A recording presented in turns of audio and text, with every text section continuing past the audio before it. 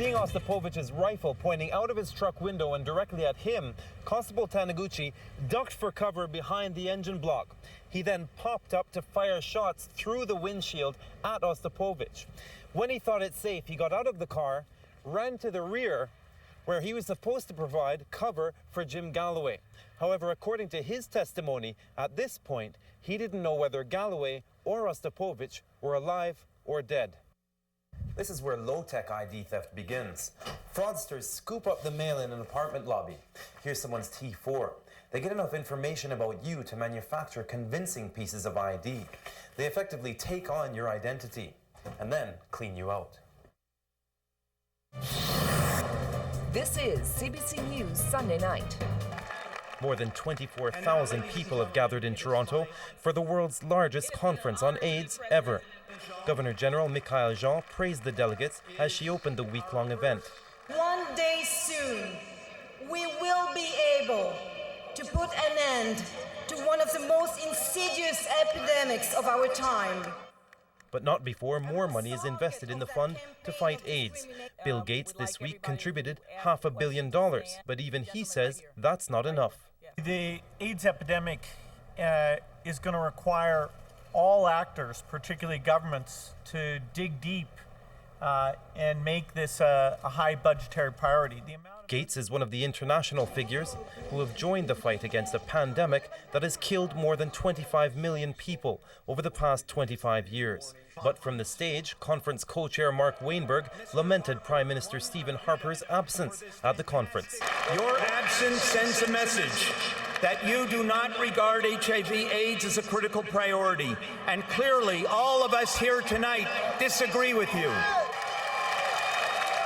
Health Minister Tony Clement says his presence signifies the government is committed. That the Government of Canada is engaged in and committed to the international, multilateral effort to fight HIV/AIDS. As people gear up for a week of talks on HIV/AIDS, expectations are running high.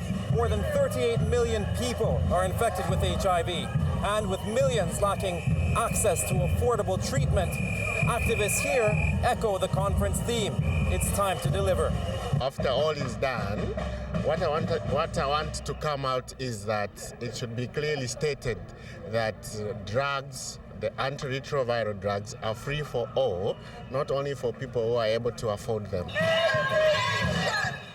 Delegates have come to exchange ideas on how to tackle the disease, from education to funding.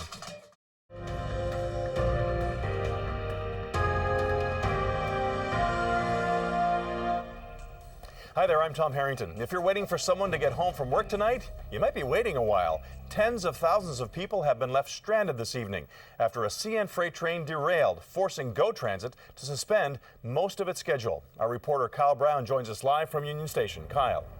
Tom, tonight it's even more busy than usual in front of Union Station and indeed here on Front Street. Even the police have been called to direct traffic, and that's because people have gone out into the middle of the street hailing taxis, trying to find people to give them a ride home, all to find alternative ways of getting home. This is what's causing commuter chaos. A CN freight train heading west to Oshawa derailed this afternoon. About half a dozen of the train's 120 cars buckled in the middle. It happened just east of Mimico Station. The scope of derailments is a relatively minor one. It's every derailment is serious, obviously, that's one of the reasons why we're going to get at this and try to find what the cause was as quickly as possible. There are no injuries, and the train isn't carrying any hazardous material, but it will be some time before the track, also used by GO, is clear. So about 65,000 people who depend on GO trains to get from downtown to their homes in the west of the GTA are affected. I just want to go home. I've been up since 5, and I had 2 hours of sleep. I seriously want to go home. It's Friday night, come on. GO Transit is a huge corporation, and it seems as though they're not, equipped to handle emergencies like this. What can you do, Honestly, not much. Much of the evening service is still suspended. GO has managed, however, to send a few trains out on the one track going westbound.